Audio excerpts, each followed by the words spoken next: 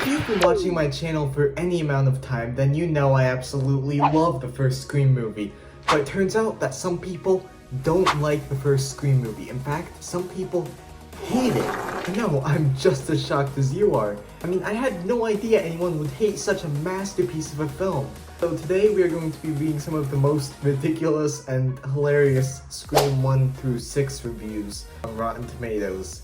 This should be interesting. Let's get into it, Scream Geeks. Okay, let's start with the original Scream. So Kenneth P here gives it 1 star, and he says, god-awful horror movie. I have no idea why people love it so much, and by people, I mean my wife. Honestly, your wife is right to love it. You're the one in the wrong here, Kenneth.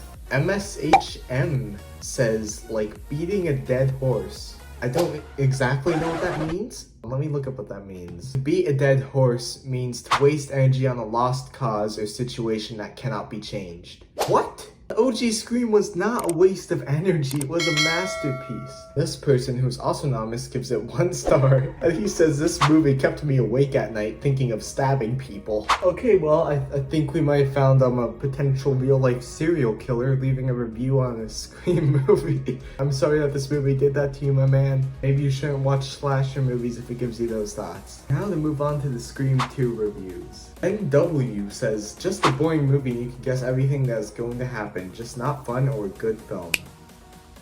I most passionately disagree. Sam ONT2 says, I didn't like it as the first one. Well, of course he didn't like it as the first one because it's the second one and there was a movie that came before it, so he probably didn't understand it. Moving on to Scream 3. Funko Passion L says, she's so stupid. The only salvageable thing is Sydney Gale. They make Dewey and Roman worse. I liked them as character, but they seem mediocre reasons. I'm just convinced that some people on Rotten Tomatoes don't know how to write. What do you mean by they made Dewey and Roman worse? Roman was a great Ghostface, and Dewey's always amazing. He's Dewey, man. But this has gotta be my favorite Scream 3 review right here. Courtney K. Yikes! The scariest part of the whole thing is Courtney Cox's bangs. I feel like these get more Scooby-Dooish with every movie, which I don't love. They seem like spoofs of themselves.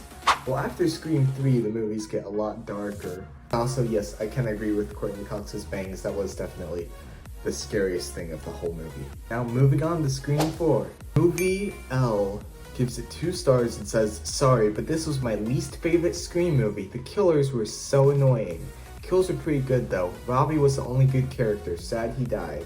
Okay, a few things. Number 1, Robbie was a great character, but not the only great one. I mean, you had Kirby, and you had other characters. Number 2 is the kills were not just pretty good, they were great. It upped the gore factor by like 10 in this one, and that's what horror fans want. Kyla F says the killer's motivations don't make any sense. That sounds like a review that would be on Scream 5. But how does Jill's motive not make any sense? She wants to be famous, that makes perfect sense. And Charlie is just basically a lonely guy who's a stab geek who wants to deal with Jill. Moving on to Scream 5. Oh, this review is from Google apparently, and they're verified, so I'm guessing Google reviewed this movie. They say very immature, and you can guess what's going to happen next. First of all, how is it immature? Second of all, no, you can't guess what's going to happen next, Google. Mike U10488 says, 2 stars, figured out the killer within the first 10 minutes. I'm guessing he's referring to Richie, because like, how obvious can you be? He's the boyfriend, he is pretty obvious, not gonna lie. Moving on to Scream 6, which has some pretty crazy reviews. Abraham gives it half a star and just says Chainsaw Man is better. Isn't that like an anime or something? How could you compare an anime to a live-action slasher movie? Okay, this review is just hilarious. Unknown gives it half a star, and he says, I did not get to watch my movie. AMC did the most and did not inform anyone. ANS procrastinated. Give me back my money.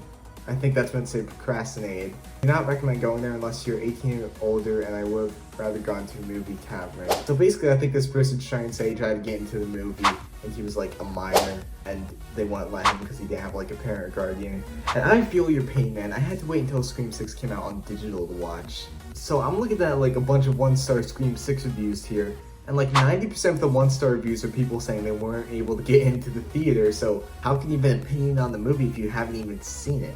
Okay, this is the final review of Scream 6. Pollyann here gives it 1 star and says we can't watch the movie because they had sold our accent to other people and don't refund the money back. I don't know about you, but I just hate it when the movie theater sells my accent to other people. I mean, I can't, man. That just breaks me. These have been some very interesting reviews. And some reviews were just weird and slightly disturbing. Thank you so much for 100 subscribers. Next week's video is going to be the video that you vote for. So I posted a poll. It is up right now. Whichever video gets the most votes will be the video for next week. So I want to thank you all very much for watching, Scream Geeks, and until next time, toodles!